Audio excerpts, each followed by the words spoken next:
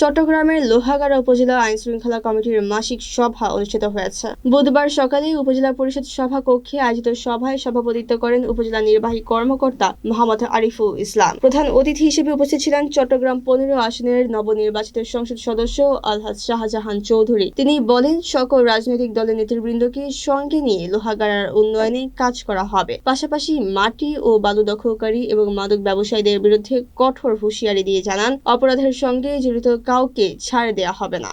এর মধ্যে আপনাদের যদি কোনো পরামর্শ থাকে, আপনারা কোনো রাস্তা নতুনভাবে দিতে চান, তাহলে আপনারা অবশ্যই আমাদের ইঞ্জিনিয়ার সাহেব আছেন, সেখানে দেবেন।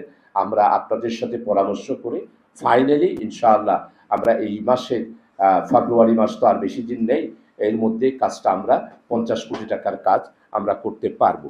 এরপরে হচ্ছে আমাদের চলমান যে প্রজেক্টগুলো আছে, সেই প্রজেক্টগুলো একটু দাও তো আমাকে, প্রজেক্টগুলো দাও তো।